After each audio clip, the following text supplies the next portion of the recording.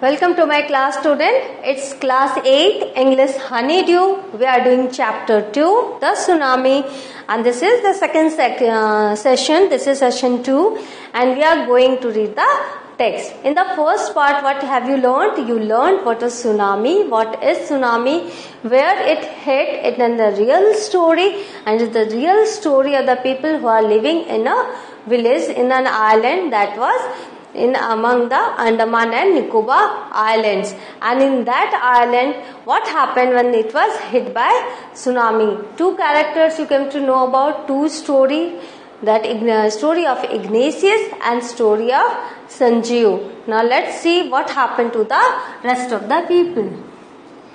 13-year-old Meghna was swept away along with her parents and 77 other people. She spent 2 days floating in the sea, holding onto a wooden door. 11 times she saw relief helicopters overhead, but they did not see her.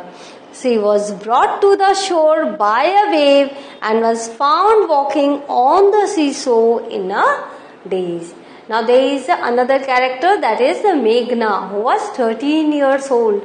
What happened to her? She was swept away along with her parents and 77 other people, And then 2 days she floated and no one could see her. She was on the wooden door, holding on to the wooden door. That was the object that she held it. She held it for the safety, and then helicopters couldn't see her, couldn't find her, and last she was found walking on the seashore in a daze. Now relief helicopters bringing help to people, that is during flood. See, flood is going on here and this is a helicopter. When they saw some victims there who needs help, so the helicopter go and rescue the people. Almas Javed was 10 years old. She was a student of Carmel Convent in Port Blair, where her father had a petrol pump.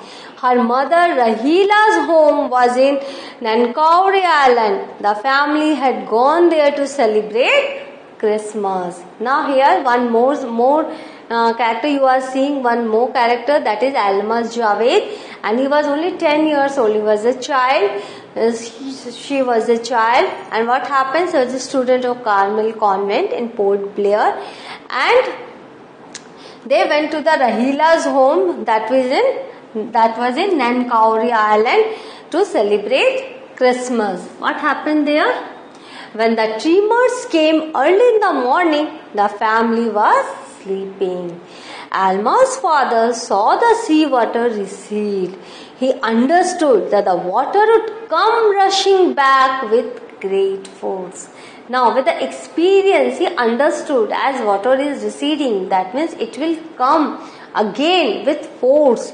He woke everyone up and tried to rush them to a safer place.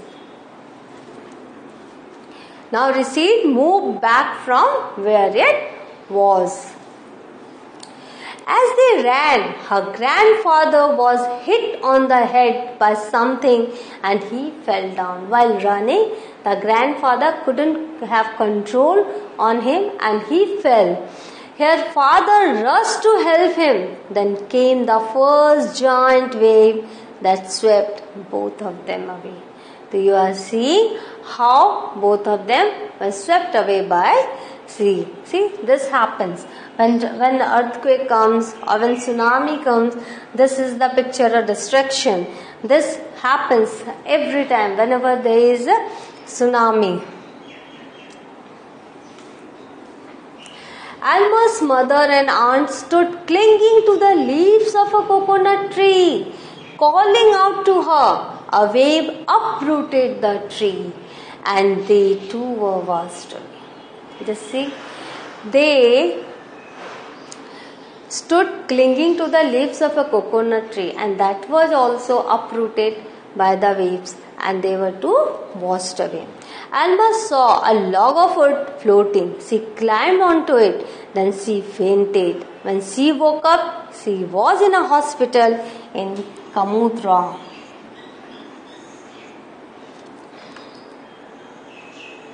In Kamorta. Kamorta is also a place. When she saw a log of wood that was floating, and she climbed onto it because she was a very little girl, 10 years old girl, and then she fainted. And when she woke up, she found herself in a hospital. So you are seeing the characters, Alma's mother, and mother is no more, aunts are no more, nobody is there. Father and grandfather lost their lives. Now it's only Alma who was alive. From there she was brought to Port Blair. The little girl does not want to talk about the incident with anyone. She was so traumatized. She was so shocked. She was in trauma and she didn't want to talk to anyone about the incident. She is still traumatized. Still she is traumatized. She doesn't want to talk anyone related to the incident. Whenever she remembers those things, she feels that she is going to have that same experience again and again. So she is so terrified, traumatized, greatly shocked and distressed. So what we have learned in this part, we have learned it's Alma, who is a 10 years old girl who lost her father, aunts, mother, grandmother, everyone. And what happened? She was alone in this world. No family members was with her. And therefore she was so much traumatized. She doesn't want to talk to anyone about the incident. So in this way you are seeing what happened when her father was very cautious. When he saw the waves were receding, he understood that it will come back with great force.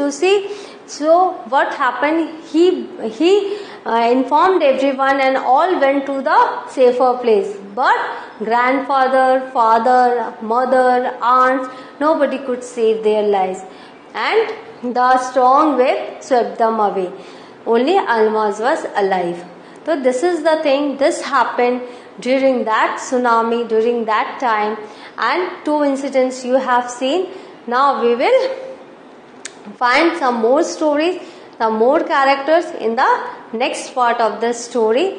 Till then, go through the chapter, go through the story and understand the grammar portion, the types of sentences. And in the next class, we will find some new incidents. Thank you.